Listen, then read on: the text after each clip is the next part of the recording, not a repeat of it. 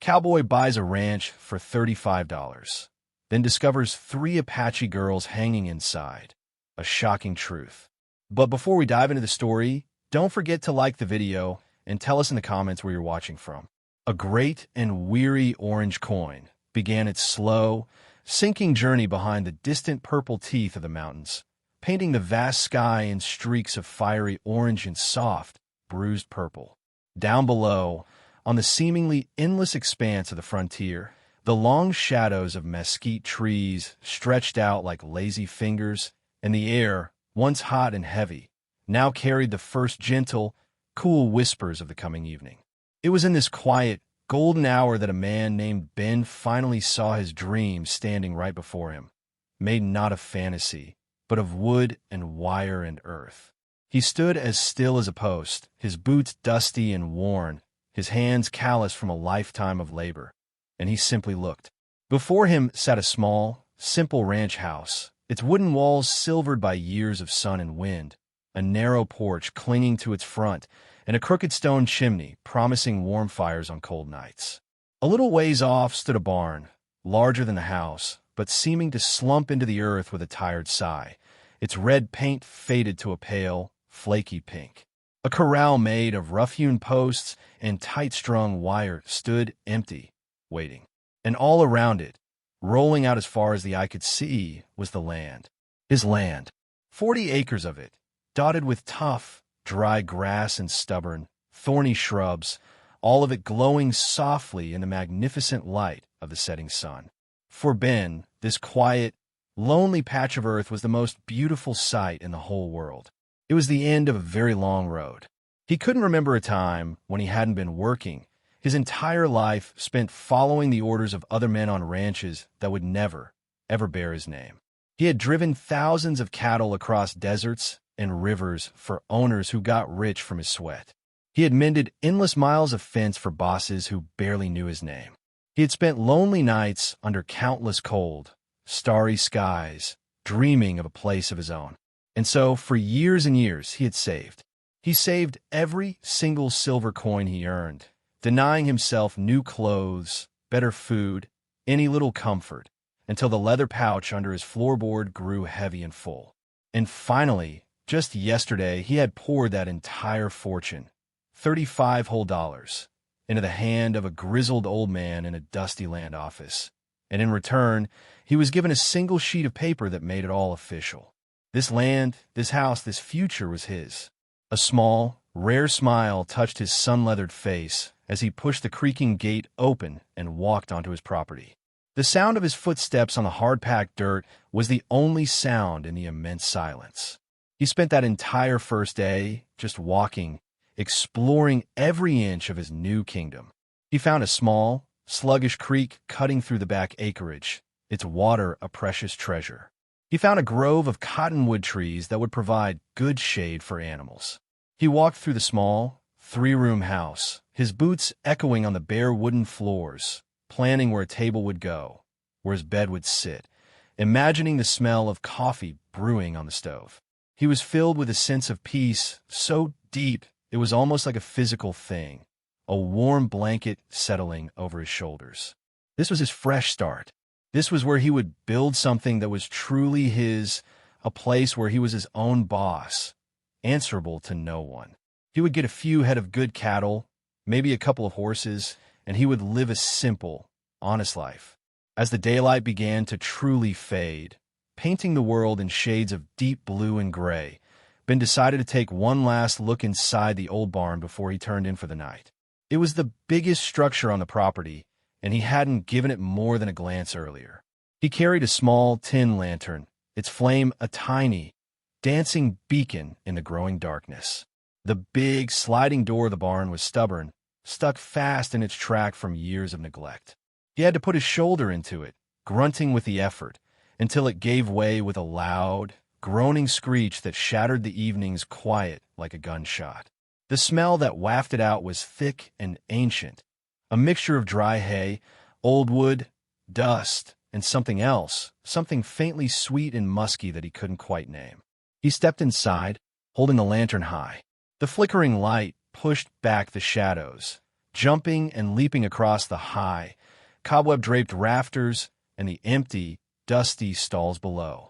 The barn was cavernous and hollow, filled with a silence that felt heavier and deeper than the silence outside. It was then that the feeling came over him, a sudden, prickling sensation on the back of his neck. It was the unmistakable feeling of being watched. He stopped moving, holding his breath, listening intently. The hair on his arm stood up. He was not alone. The feeling was a cold trickle down his spine, a primal instinct that every creature of the frontier learned to heed. It was the silent warning that the world was not as empty as it seemed, that eyes other than your own were watching from the darkness. Ben stood frozen just inside the barn's great mouth, the rough wood of the doorframe still under his palm. The little lantern in his other hand seemed suddenly very small and feeble, its warm, golden light barely pushing back the immense, swallowing blackness of the barn's interior. The air was utterly still, thick with the dust he had disturbed, motes of it dancing like tiny ghosts in the lamplight. He could hear the frantic beating of his own heart in his ears, a drum sounding an alarm in the deep quiet. He strained his hearing, trying to pierce the silence beyond the soft hiss of the lantern's flame. Was it the scuttle of a rat? The sigh of the wind outside? Or was it the faint, almost imperceptible sound of someone else breathing, holding their breath just as he was?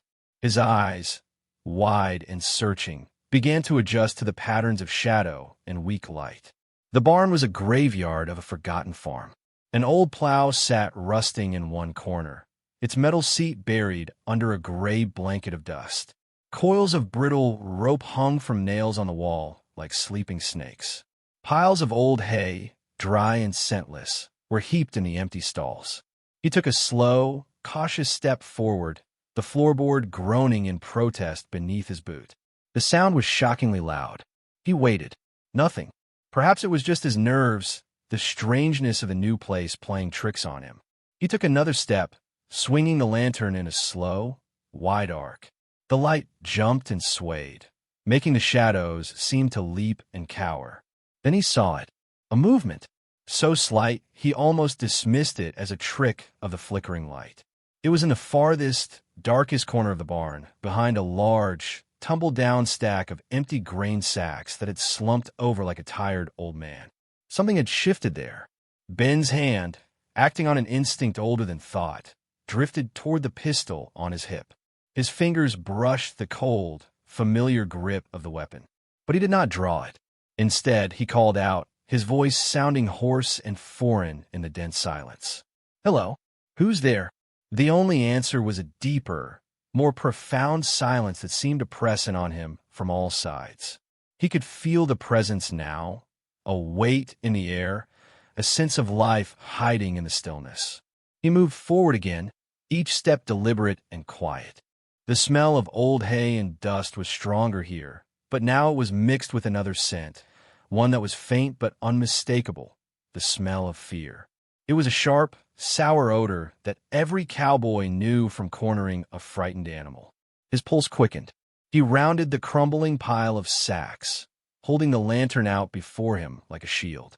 The circle of light swept over the dirty floor, climbed the rough-hewn wall of the barn, and then finally it fell upon them. For a long, heart-stopping moment, his mind refused to understand what his eyes were seeing. Huddled together on the bare earth floor, pressed into the corner as if they wished they could melt straight through the wooden walls, were three figures. They were not men. They were young girls. Their faces were pale ovals in the gloom, their eyes enormous and dark, wide with a terror so absolute it struck Ben like a physical blow. They were dressed in beautiful, finely made tunics and leggings of soft, pale deer hide, decorated with intricate patterns of blue and red beadwork that gleamed in the lamplight. But the beautiful clothes were smudged with dirt and torn in places.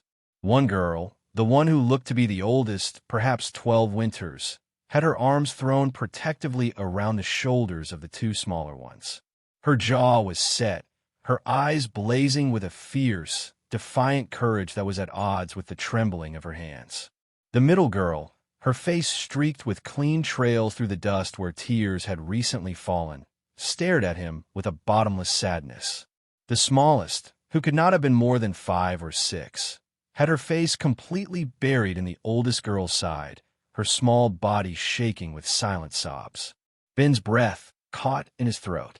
His thoughts, which had been a roaring storm of confusion and alarm, suddenly stilled into a single, cold, clear certainty.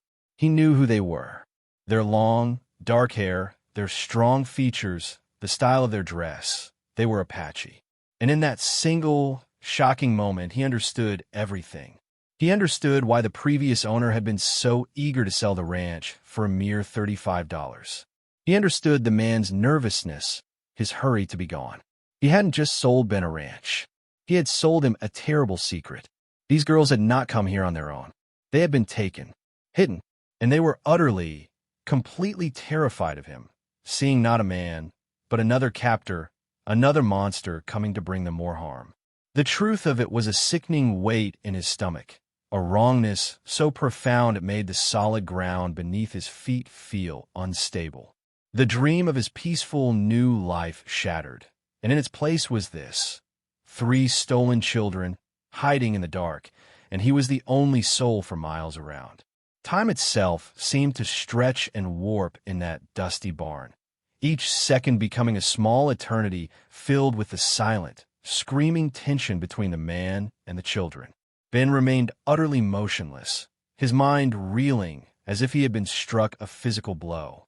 The initial shock of the discovery was a cold wave that washed over him, leaving behind a churning sea of confusion, anger, and a deep, aching pity.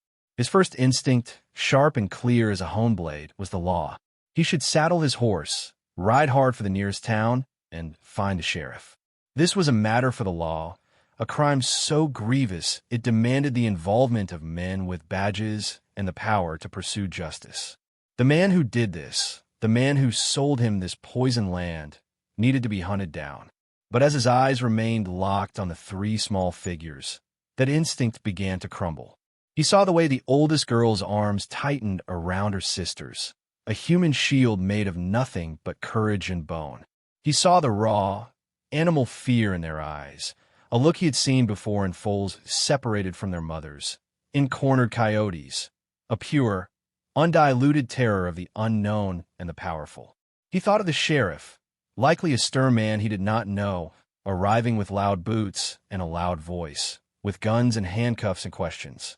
He imagined these girls, already shattered, being treated as evidence, as a problem to be solved, their fear only multiplying in the face of more strange, armed men.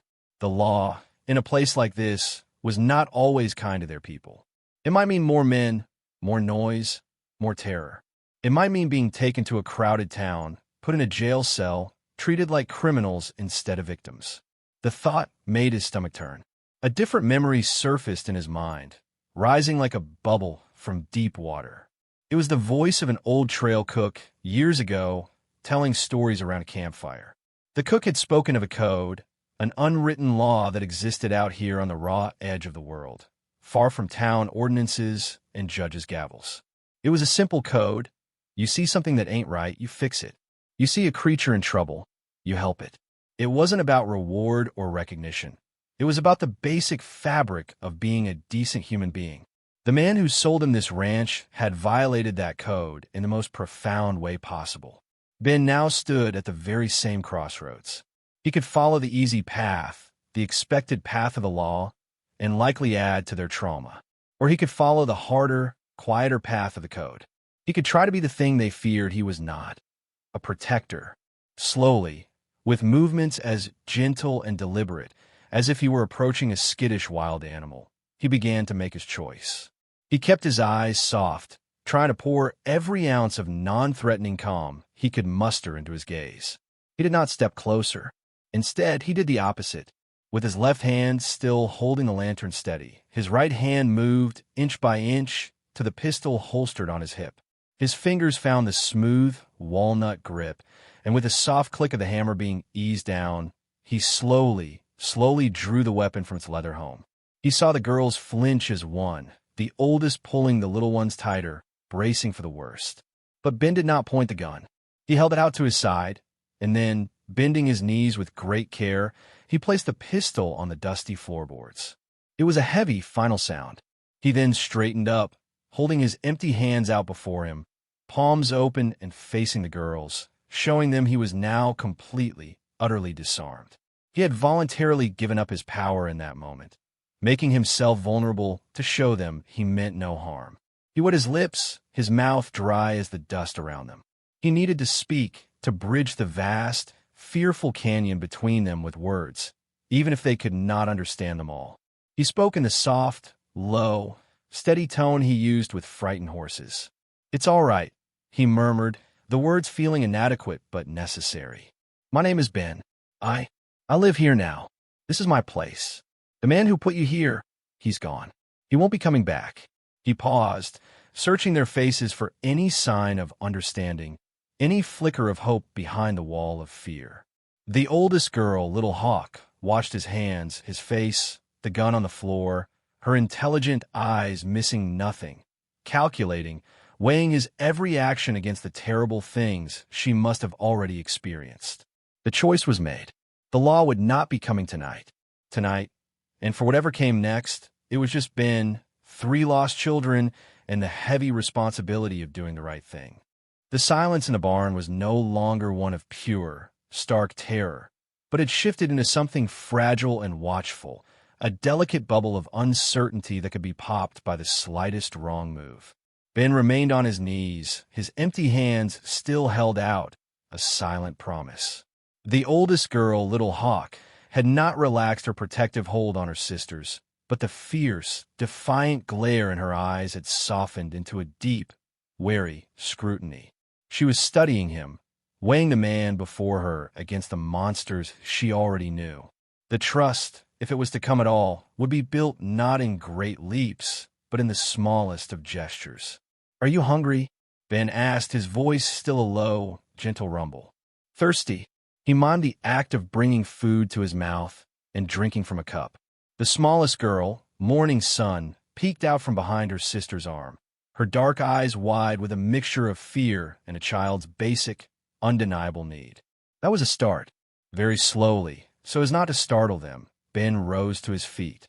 "I'm going to go to the house," he said, pointing toward the door. "I will bring back food. I will come right back. I promise." He took a few slow steps backward, never turning his back to them, a sign of respect and a way to show he wasn't trying to hide anything. He left the lantern on a nearby crate, its light a small island of safety in the dark barn, and he left his pistol lying on the floor where he had placed it. It was the greatest pledge of his good intentions he could possibly make. The cool night air outside felt shocking against his skin after the tense, close atmosphere of the barn. His mind was racing. He hurried into the small, dark house, his hands trembling slightly as he lit a lamp on the table. He had so little. His own supplies were meager: a sack of flour, some coffee, a side of salted pork, a few hardtack biscuits. It seemed like pitiful offerings for children. He found a cloth and laid out what he could: several pieces of hardtack, a few thick slices of the pork, and a handful of dried apples he had been saving. He filled a tin cup with fresh water from his canteen. It wasn't much, but it was food. It was an offer of peace. He carried it all back to the barn on the cloth, like a sacred offering. He paused at the doorway. "It's just me." "Then," he announced softly before re-entering. They were exactly where he had left them, the lantern light painting their faces in gold and shadow. He walked forward slowly and, still keeping a respectful distance, knelt again and placed the bundled cloth on the floor between them. He then slid it gently toward them with the tips of his fingers before retreating to his previous spot. For a long moment, nothing happened. The girls looked at the food, then at Ben, then at each other. The need was a physical presence in the air. Finally, Little Hawk, with the gravity of a leader making a decision for her people, reached out a tentative hand. She took a piece of hardtack and a slice of the pork. She did not eat it herself first. She broke the hardtack in two and gave a piece to Singing Bird, and then broke off a tiny piece of the meat from Morning Sunday. Only after she saw her sisters begin to eat, their movements hesitant at first and then with growing urgency, did she allow herself to take a small, careful bite. It was over that simple, shared meal that the wall began to truly crumble. Ben sat cross-legged on the floor, maintaining his distance but sharing the space. He sipped from his own canteen. As their immediate hunger was eased, the fear in their eyes began to be replaced by a desperate need to be understood. Little Hawk pointed to the food and then to Ben, a question in her eyes. "Food," Ben said gently. "It's called food." She nodded slowly. She pointed to the cup of water. "Water," he said. Then Singing Bird, her voice so quiet it was almost a whisper, spoke a word in her own language, pointing to the water. Ben listened, his full attention on her. He repeated the word as best he could, the strange syllables feeling awkward on his tongue. A tiny, almost invisible smile touched her lips. It was a bridge. They began trading words, pointing at objects: the lantern, light, the barn, house for animals, their clothes, dress, leggings. It was a slow, halting process, a dance of gestures and broken sounds, but it was communication. Then Little Hawk's face grew solemn. The lesson was over. She needed to tell him something important. She pointed to herself and her sisters, then swept her arm in a wide arc toward the distant mountains. She made a walking motion with her fingers. Then her expression darkened. She pretended to be sleeping, then jolted awake with a look of terror. She mimed rough hands grabbing her, a cloth over her mouth. She pointed angrily at the ground beneath them, at this barn, this prison. She held up 3 fingers, then pointed to herself and her sisters. 3 girls. Taken. Her story was one of nightmares, told without a shared language, but its meaning was horrifyingly clear. They had been stolen from their home, from their family, and hidden here like contraband to be sold. The man Ben bought the ranch from was not just a dishonest seller. He was a monster who traded in human lives. Ben felt a cold fury settle in his chest, a hard, sharp knot of anger. He looked at these 3 brave girls, at Little Hawk's fierce protectiveness, Singing Bird's gentle sadness, Morning Sun's innocent confusion, and he made them a vow, speaking the words slowly and clearly, hoping the meaning would transcend the language barrier. "You are safe now," he said, placing a hand over his own heart. "This is wrong, a very bad thing. I will help you. I will take you home." He pointed from them, to himself, and then toward the mountains. Home. The word hung in the air, full of more hope and promise than any other word in the world. And in the flickering candlelight of the old barn, for the first time, Ben saw a real, genuine hope begin to dawn in Little Hawk's eyes. The word home hung in the dusty air of the barn, a shimmering, almost magical concept that seemed to momentarily eclipse the fear and the shadows. Ben saw its effect immediately in the girls' faces, a lightening of the profound sadness in Singing Bird's eyes, a flicker of excitement in Morning Sun's, a hardening of resolve in Little Hawk's. But as the echo of his promise faded, the immense, cold weight of reality settled back upon his shoulders. He had made a vow, a sacred one, and now he had to figure out how on earth to keep it. This wasn't a simple matter of saddling a horse and riding off into the sunset. It was a puzzle with deadly consequences for every wrong move. Ben sat back down on the hard-packed earth, the gravity of the situation pressing down on him. He pulled a stray piece of straw and began to twist it in his fingers, a physical anchor for his whirling thoughts. "We need a plan," he said, more to himself than to them, but they watched him intently, understanding the seriousness in his tone. His mind began to map the territory, not as a hopeful new landowner, but as a man planning a dangerous escape. The nearest town, where a sheriff might be found, was a full day's ride to the east. But going there was a risk he had already decided against. The men who did this were likely still out there, and they would be looking for their stolen merchandise. A lawman might ask questions in town, questions that would travel on the wind right back to the wrong ears. No, the only path was west, toward the mountains, toward the girl's home. But that journey was its own kind of nightmare. It was wild, open country, empty of towns or help, filled with canyons that could become traps and open plains that offered no cover. It was 3, maybe 4 days of hard travel on horseback, and he only had one horse. He pictured the 3 girls, weary and small, trying to keep up on foot. It was impossible. They would be slow, exposed, and vulnerable. The men who took them would be mounted, and they would be ruthless. The image of being caught out in the open, of the girls being recaptured because of his poor planning, sent a cold shiver down his spine. He looked at them, these three who depended on him now. Little Hawk, with her fierce intelligence. Singing Bird, with her quiet observation. Morning Sun, with her tiny, trusting hand now resting on his knee. He could not fail them. The plan had to be perfect. It had to be built around silence, secrecy, and the cover of darkness. They would have to become ghosts moving across the land. "We will travel at night," he said, gesturing to the dark sky outside the barn door. He held up his hand, fingers splayed, and folded them down one by one. "Sleep during the day. Hide." He made a motion of laying his head on his hands and closing his eyes, then pointed to the dark shadows in the corner of the barn. He pantomimed men on horseback searching, then put a finger to his lips for silence. Little Hawk nodded vigorously, her eyes alight with understanding. She knew the danger far better than he did. Then came the problem of the horse. He only had the one sturdy gelding, and it could not carry all four of them. But it could carry supplies, and it could carry the smallest when her little legs grew too tired. He explained this as best he could, pointing to the horse in its corral, then to Morning Sun, then making a walking motion with his own fingers and a tired, stumbling pantomime. Singing Bird smiled and nodded, patting her little sister's head. The final, most delicate part of the plan was trust. He needed to know where he was going. He looked at Little Hawk. "You're home," he said, pointing west. "How do we find it?"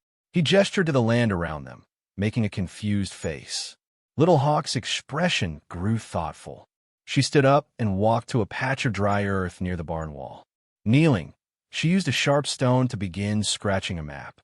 She drew a wavy line for the creek behind the house. She drew a series of humps for the distant mountains. She pointed to a specific spot among them and looked at Ben, her meaning clear. "This is where we need to go." Ben studied her crude map, committing it to memory. It was a slender thread of hope, drawn in the dirt by a child, but it was their only guide. Before they could leave, however, there was one more thing. Little Hawk reached into a small, hidden pouch on her belt, her movements careful and reverent. She pulled out a small, beautifully woven bracelet made of slender, tan-colored grasses and tiny, brown and white speckled feathers. She held it out to Ben on her open palm, her dark eyes solemn. "Our grandmother made this," she said in her own language, and though Ben did not understand the words, he understood the sacred weight of the object. She pointed to the intertwined grasses. "Family protects family." It was not a statement of blood, but of duty. It was a lesson, a moral truth as old as the hills themselves, that the strong have a duty to protect the weak, that kindness is a chain that binds people together, and that doing what is right creates its own kind of family. Ben accepted the bracelet with a nod, a silent promise. The plan was set. It was dangerous, it was fragile, but it was all they had. They would move with the shadows and trust in each other. The world outside the barn was a tapestry of profound black and silver when they finally ventured out. A sliver of a moon hung high in a sky dusted with countless cold, brilliant stars, providing just enough light to see the path, but not enough to be seen from a distance. The air was chill, and a deep, expectant silence lay over the land, broken only by the sigh of soft wind through the dry grass. Ben led his horse, a steady gelding named Scout, from the corral. The animal's tack and saddlebags were carefully padded to prevent any clinking or jangling that might betray their presence in the vast quiet of the night. In the saddlebags were the meager supplies: water, hardtack, the dried apples, and a blanket. It was not enough for a long journey, but it was all they had, and its lightness meant speed. The three girls stood together, a small, solemn trio wrapped in a determined silence. Little Hawk took the lead position without being asked, her eyes already scanning the familiar constellations, orienting herself to the hidden map in her mind. Singing Bird held Morning Sun's hand, her grip firm and reassuring. Ben took one last look at the dark shape of his ranch house, the dream he had worked for his entire life. It felt like a lifetime ago that he had arrived here, filled with hope. Now, he was leaving it behind on a quest that was far more important than any dream of land or cattle. He gave a soft click of his tongue, and the small party began to move, melting into the shadows at the edge of the property, becoming ghosts in the moonlit landscape. The first night was a lesson in hardship and cooperation. Progress was achingly slow.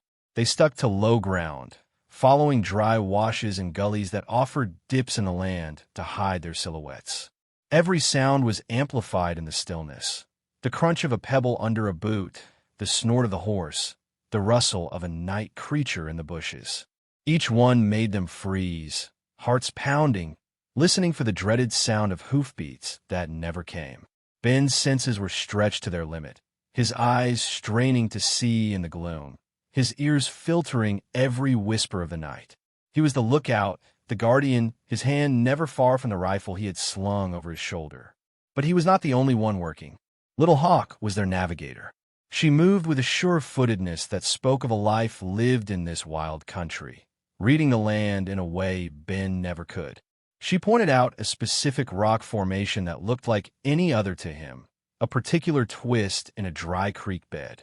She was following a trail invisible to his eyes, a path written in the very bones of the earth. When morning sun's small legs began to tire, and her steps became stumbling drags, it was Singing Bird who quietly lifted her on a scout's back, soothing her with a soft, humming song her mother must have sung to her. Ben shared his water, his food, not as a benefactor, but as an equal member of their group. In return, Singing Bird showed him a plant with a juicy root that could quench thirst, and Little Hawk pointed to a specific type of bird's nest high in a cliff, explaining it meant water was nearby. The days were spent in tense, exhausted hiding. They found shelter in a shallow cave one day, behind a thicket of thorny brush another. They slept in shifts, one of them always awake to keep watch, listening to the buzz of insects in the heat of the day. Their world shrunk down to the small patch of shade they occupied. The fear was a constant companion, a cold stone in the belly.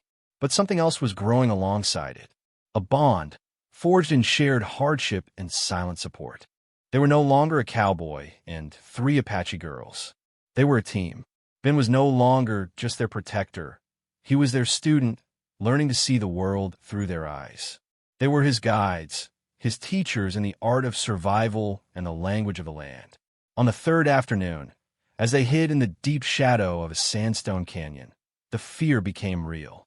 The sound they had been dreading echoed down from the canyon rim above, the unmistakable rhythm of several horses moving at a steady trot. Little Hawk's hand shot out, gripping Ben's arm, her eyes wide. In an instant, they were a single organism of pure instinct. Ben put a hand over Scout's nose to prevent a whinny. Singing Bird pulled Morning Sun deep into a crevice in the rock, covering her mouth. They pressed themselves into the cold stone, not daring to breathe, as the hoofbeats grew louder, closer. Shadows of the riders passed over the mouth of their hiding place. They could hear the murmur of men's voices, gruff and impatient, but could not make out the words. The seconds stretched into an agonizing eternity. Then, slowly, the sound began to fade, moving away down the canyon. They remained frozen for a long time after the silence returned, the only sound the wild hammering of their own hearts.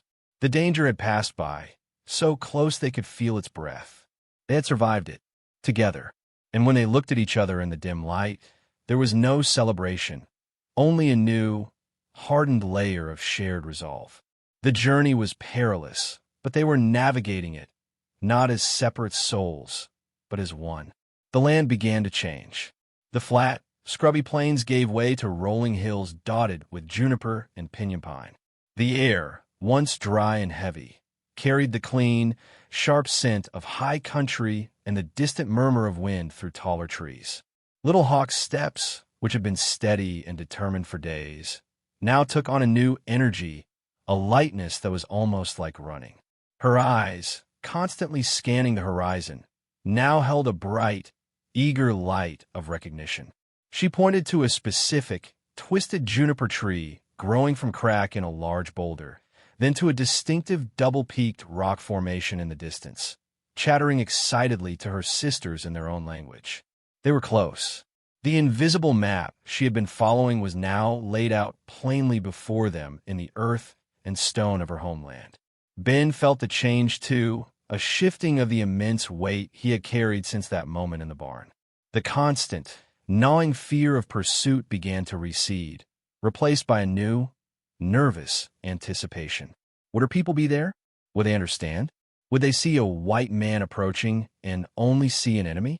He checked the woven grass bracelet on his wrist, a tangible reminder of his promise. It was frayed now from the journey, but its meaning was stronger than ever. They crested a final, high ridge, their bodies weary to the bone, their clothes dusty and worn. And there, spread out in the valley below them, was the answer to all their prayers. Thin, gray threads of smoke curled up from cooking fires into the evening sky. They could see the dark, hide-covered shapes of wickiups arranged in a wide circle. The figures of people, small as ants from this distance, moved between them. The sound of dogs barking and the faint, happy shout of a child carried on the wind. For a moment, the three girls stood utterly still, as if unable to believe the sight before them. Then a sound escaped Little Hawk's lips, a half-gasp, half-sob of pure, unadulterated joy. "Home!" she cried out in Apache, the word bursting from her with the force of a dam breaking. That single word broke the spell. They did not walk down the slope. They flew. They scrambled down the rocky hillside, their tiredness forgotten, their voices calling out in their native tongue, high and clear and full of a hope they had almost forgotten. Ben followed more slowly, leading Scout, his heart thumping hard against his ribs. He watched as the scene in the village transformed. The distant figures stopped. Heads turned. The joyful shouts of the girls were met with cries of shock and recognition from below. A woman dropping a basket of corn, a man standing up from a fire, both frozen for a heartbeat before sprinting toward the base of the hill. It was a reunion that seemed to shake the very valley. The girls were swallowed up by a wave of their people, parents, grandparents, siblings, all weeping and laughing and holding them so tightly it was as if they would never let go. The air was filled with a cacophony of joyful weeping and rapid, emotional Apache. Ben stopped a respectful distance away, feeling like an observer at a sacred ceremony. He was an outsider here, and he was acutely aware of it. He saw the moment the initial shock of reunion began to settle and the attention turned to him. The looks of joy became looks of curiosity, then confusion, then wary suspicion. Who was this white man who had brought back their stolen children? A tall, older man with a face etched by sun and wisdom stepped forward from the crowd. His hair was long and gray, and he wore a single eagle feather. This was Gray Wolf, the leader. His eyes, deep and intelligent, took in Ben's worn clothes, his tired horse, the rifle on his shoulder, and then settled on his face, searching for his intent. Little Hawk broke from the embrace of her family and ran to Gray Wolf, speaking rapidly, her hands moving, pointing back at Ben, her story pouring out of her. Ben stood still, his hands held away from his body, showing he meant no harm. He saw her point to the bracelet on his wrist. He saw Gray Wolf's eyes flick down to it and then back to Ben's face, the suspicion in them softening into something unreadable. When Little Hawk finished, there was a profound silence. Gray Wolf walked toward Ben, his steps slow and measured. He stopped a few feet away. He looked at Ben for a long, long time, his gaze seeming to see straight through to his very soul. Ben felt the weight of that judgment. Then Gray Wolf spoke, his voice a low, gravelly rumble. A young man from the crowd translated, his voice hesitant. He says, "You had a horse. You had a gun. You had every right to turn away, to take them to your white law. It would have been easier for you." Ben nodded slowly, his throat tight. He couldn't deny it. Gray Wolf continued, and the translator's voice grew stronger, filled with awe. He says he did not take the easy path. You chose the hard path, the path of courage, the path of heart. You saw children who were lost, and you became their protector. You have returned our most precious treasure. Gray Wolf stepped forward and placed a hand on Ben's shoulder. The gesture was firm, warm, and filled with a respect that went deeper than words. "Our home," the translator said, as Grey Wolf gestured to the entire village. "The smoke, the people, the mountains is your home." The tension broke. The wary looks transformed into smiles, into nods of gratitude. Ben was no longer an outsider. He was family. He had not just returned 3 girls. He had mended a tear in the world. He stood there under the vast, open sky and understood that his ranch was just a place. This here was what truly mattered. He had learned that true strength isn't in being tough, but in being kind. That doing what is right, even when it is hard and scary, builds bridges stronger than any made of wood or stone. His fresh start wasn't back in an empty house. It was here in this valley with a family that had grown in the most unexpected way, all because he had chosen to listen to the old, unwritten code of the land, to see something that ain't right and to fix it,